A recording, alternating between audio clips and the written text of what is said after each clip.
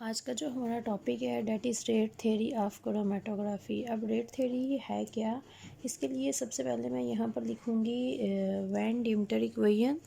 Van Deemter equation is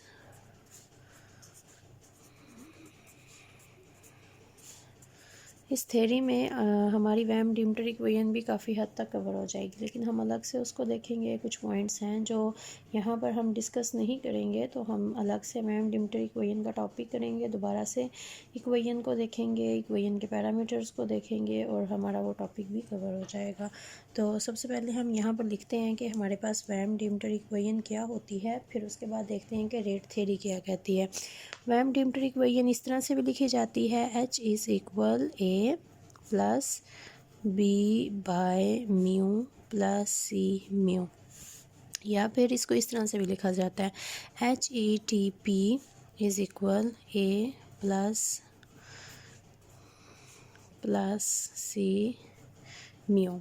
this is Van Deemter equation. अब हमारे पास जब हम किसी भी इक्वेशन को देखते हैं तो अब हम देखेंगे कि जो बारी बारी हमने यहाँ पर ये सारा कुछ लिखा है, जैसे हमारे पास है HETP है, इसके अलावा बाकी ये A B C म्यू, ये सारा कुछ क्या है, हम इन सबको बारी बारी डिस्कस करेंगे। रेट थ्योरी में हमने यही डिस्कस करना है और रेट थ्योरी क्या कहती है वो हम देख लेंगे। तो सबसे पहले हमारे पास आता है HETP। हमारे पास क्या होता है, तो HETP हमारे पास होता है height. H stand for height, E stand for equivalent to, T stand for theoretical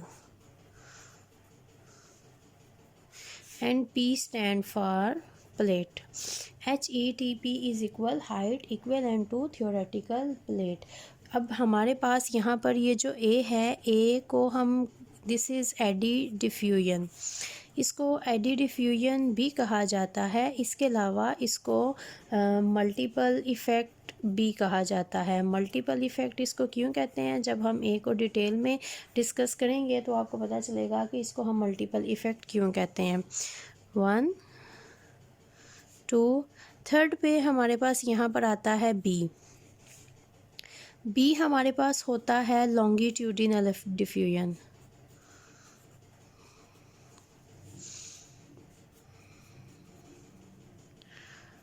यहाँ पर हमारे पास ये जो है सी हमारे पास होता है मास ट्रांसफ़र, और जो हमारे पास म्यू है फिफ्थ पैरामीटर, म्यू बेसिकली हमारे पास होता है flow rate of mobile phase. अब हम लोग बारी बारी ए बी सी और म्यू इन सबको करेंगे डिस्कस। तो सबसे पहले हमारे पास आता है ए स्टैंड फॉर एडी डिफ्यूजन, इसको एडी डिफ्यूजन भी कहा जाता है। एडी डिफ्यूजन के अलावा इसको मल्टीपल इफ़ेक्ट भी कहा जाता है। हम मल्टीपल इफ़ेक्ट इसको क्यों कहते हैं, तो उसके लिए हम यहाँ पर एक ड्रा करेंगे कॉलम। फॉर एग्ज़ाम्पल ये है मेरे पास एक कॉलम, इस तरह से हमने यहाँ पर एक कॉलम ले लिया है, ये हमारी है कॉलम, इसको लिख लेते हैं दिस इज़ आवर कॉलम। ये वो कॉलम है जहाँ पर हमने क्रोमेटोग्राफी करवानी है। तो यहाँ पर ये हमारी सारी स्टेशनरी फेज़ है, ये स्टेशनरी फेज़ के कंपोनेंट हैं जो कि यहाँ पर मैं ड्रा कर रही हूँ। सारे कॉलम के ऊपर हमारी स्टेशनरी फेज़ इस तरह से स्प्रेड होती है और उस स्टेशनरी फेज़ को यहाँ पर मैं ड्रा कर लेती हूँ। ये हमने सिंपल एक कॉलम ले लिया, प्लेट कह लें, पेपर कह लें। ये यहाँ पर हमारी हो गई स्टेशनरी फेज़। स्टेशनरी फेज़ इस तरह से यहाँ पर स्प्रेड है, इसको हमने यहाँ पर कर लिया ड्रा। अब फॉर एग्ज़ाम्पल मैंने यहाँ पर अप्लाई किया है जो मेरा एनालाइट है, this is for example our analyte इस तरह से मेरे पास प्रेजेंट है,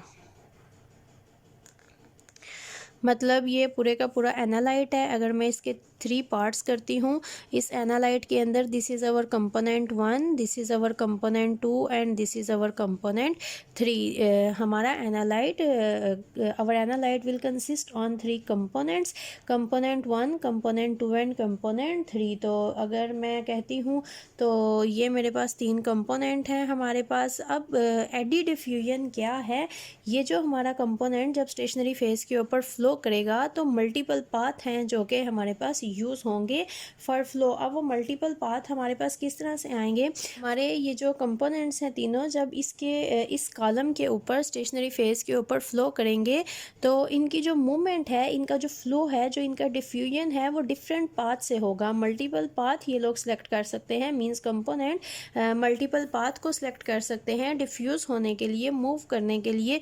अगर मैं यहाँ पर कंपोनेंट ए का पाथ लेती हूँ, फॉर एग्जांपल ये हमने यहाँ पर अप्लाई किया हुआ है, यहाँ पर ये प्रेजेंट है हमारे तीनों कंपोनेंट्स और इन्होंने यहाँ से इस तरह से मूवमेंट शो करनी है। साइड पे पहले मैंने इसलिए ड्रा करके दिखाया ताकि समझ आ जाए ये ए है, ये हमारा 1 है, 2 है और 3 है।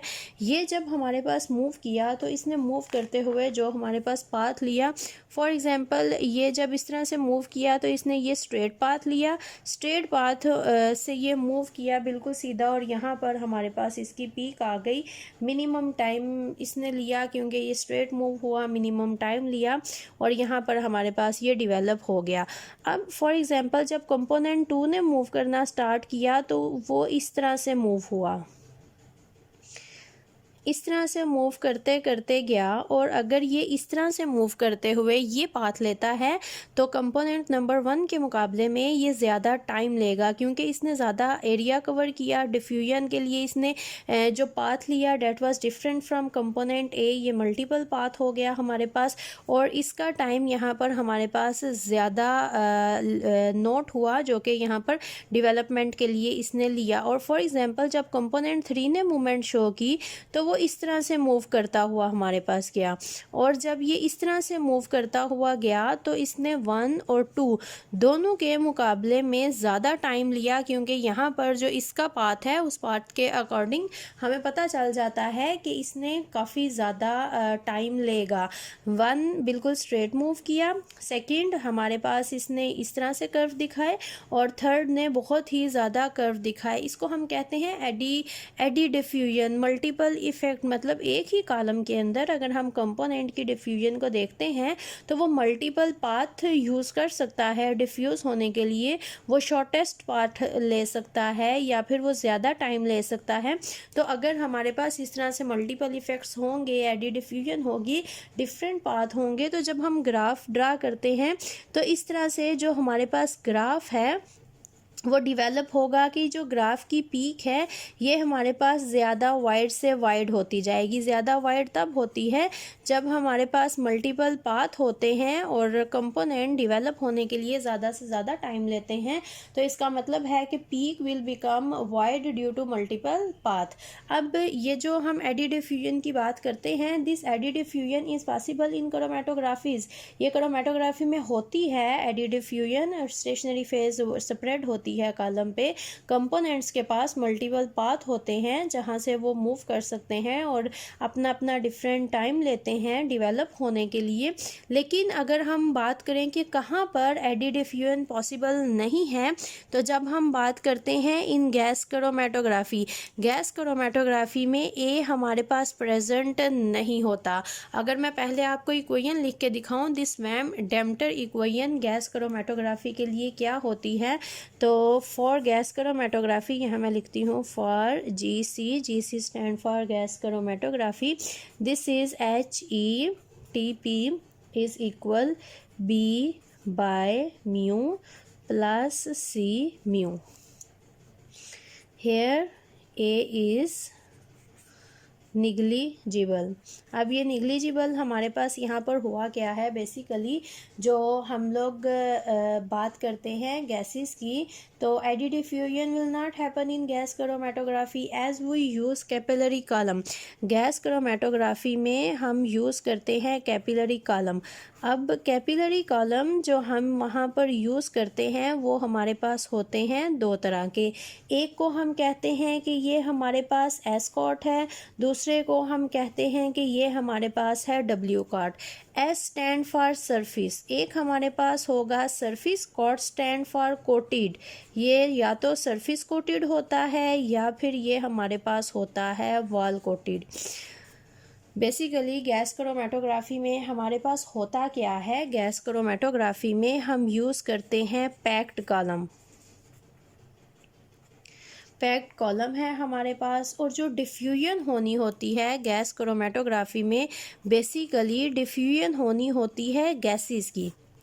अब गैसेस जब भी मूव करती हैं, गैसेस हमेशा मूव करने के लिए शॉर्टेस्ट पाथ को करती हैं सेलेक्ट। जब गैस हमेशा मूव करेगी और वो शॉर्टेस्ट पाथ को ही सिलेक्ट करेगी, तो वहाँ पर एडी डिफ्यूजन कभी भी पॉसिबल नहीं होगी। एडी डिफ्यूजन वहाँ पर पॉसिबल होती है जहाँ पर हमारे पास मल्टीपल पाथ होते हैं और पीक वाइड से वाइड होती जाती है हमारे ग्राफ की। लेकिन गैस क्रोमेटोग्राफी के केस में जो हमारे पास गैसेस होती हैं वो हमेशा शॉर्टेस्ट पाथ लेती हैं। तो शॉर्टेस्ट पाथ को जब वो सिलेक्ट करेंगी और स्ट्रेट मूव करके डेवलप हो जाएंगी, तो इसका मतलब है कि वहाँ पर मल्टीपल पाथ का, मल्टीपल इफ़ेक्ट का, एडी डिफ्यूजन का कॉन्सेप्ट नहीं होगा। And A is always equal to negligible. आप इसको निग्लिजिबल के इक्वल कह सकते हो, या फिर आप कह सकते हो ए आपके पास इक्वल आ जाएगा ज़ीरो के। तो equation for gas chromatography will this, अगर एमसीक्यूज़ में या शॉर्ट क्वेश्चन में पूछा जाए कि dam what write down the dam Van Deemter equation for gas chromatography, तो वो इस तरह से आएगी आपके पास। या फिर पूछ लिया जाए what is the effect of eddy diffusion in gas chromatography, तो आप बताओगे A is equal to negligible. ये होती ही नहीं है, ऑलवेज इक्वल टू ज़ीरो। तो एडी डिफ्यूजन हमारे पास गैस क्रोमेटोग्राफी में एग्जिस्ट नहीं करती। सेकेंड जो हमारे पास वैम डेम्टर इक्वेशन का आ जाता है parameter, that is B. And B हमारे पास इक्वल है लॉन्गिट्यूडिनल डिफ्यूजन। अब ये हमारे पास क्या होती है, फॉर एग्ज़ाम्पल लॉन्गिट्यूडिनल डिफ्यूजन। हमारे पास इस तरह से एक कॉलम है, दिस इज़ अवर कॉलम। अब इस कॉलम पे इस तरह से हमारे पास प्रेजेंट है हमारी स्टेशनरी फेस। ये इस तरह से इक्वली इसके ऊपर हुई है डिस्ट्रीब्यूटेड। अब अगर हम कुछ देर के लिए इसको छोड़ देते हैं, छोड़ देंगे जब इसको, तो फिर ये डिफ्यूज़ होना शुरू कर देगी। ये जो यहाँ पर स्टेशनरी फेस के ऊपर प्रेजेंट है, तो ये इस तरह से डिफ्यूज़ करेगी कि ज़्यादातर पार्ट हमारे पास सेंटर में इस तरह से इकट्ठा हो जाएगा और साइड पे हमारे पास इस तरह से रह जाएगा थोड़ा सा।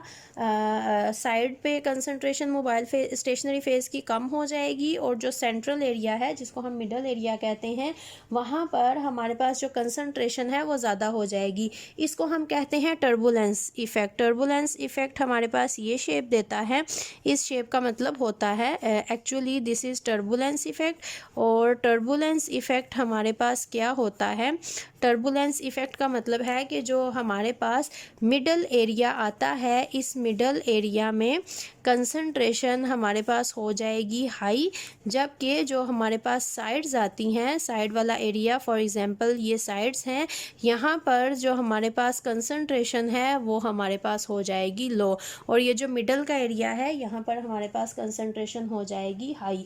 इसको हम कहते हैं टर्बुलेंस इफ़ेक्ट। अब जो डिफ्यूजन है वो प्रॉपर्टी है गैस की, और ये लिक्विड में इतनी ज़्यादा प्रोनाउंस्ड नहीं है, इतनी ज़्यादा विजिबल नहीं है। तो जो लॉन्गिट्यूडिनल डिफ्यूजन है हमारे पास, ये ज़्यादातर हमारे पास प्रेजेंट होती है इन गैस क्रोमेटोग्राफी। जब हमारे पास यहाँ पर सारी की सारी गैस होगी और कुछ टाइम के लिए अगर हम इसको रखते हैं, तो गैस डिफ्यूजन शो करेगी और डिफ्यूज़ होके सेंट्रल एरिया में काफ़ी ज़्यादा इकट्ठी हो जाएगी, और साइड पे इसकी कंसंट्रेशन सेंट्रल एरिया के मुकाबले में कम हो जाएगी। तो एक्चुअली ये जो लॉन्गिट्यूडिनल डिफ्यूजन है, बी है, this effect is well pronounced in gas chromatography. जबकि अगर हम बात करते हैं कॉलम क्रोमेटोग्राफी की, तो कॉलम क्रोमेटोग्राफी में ये इफ़ेक्ट इतना ज़्यादा विजिबल नहीं होता। कॉलम क्रोमेटोग्राफी के लिए अगर मैं वैम डेम्टर इक्वेशन लिखती हूँ, it will is equal to H E T P is equal A plus C mu, B by mu, this is longitudinal diffusion is equal to negligible, almost equal to zero ये हमारे पास आ जाएगा। In case of column chromatography हमारे पास होता क्या है, जब हमारे पास स्टेशनरी फेज़ यहाँ पर गैस प्रेजेंट होगी किसी भी कॉलम में और कुछ देर के लिए अगर हम उसको रख देते हैं तो वहाँ पर टर्बुलेंस इफ़ेक्ट होगा। जो गैस की कंसनट्रेशन है वो साइड से कम होकर सेंट्रल एरिया में ज़्यादा हो जाएगी, तो इसकी वजह से हमारे पास टर्बुलेंस इफ़ेक्ट क्रिएट होगा। कॉलम क्रोमेटोग्राफी में this effect is always equal to zero, ये हमारे पास टोटली होता है निग्लिजिबल। कॉलम क्रोमेटोग्राफी में ये कभी भी पॉसिबल नहीं होता।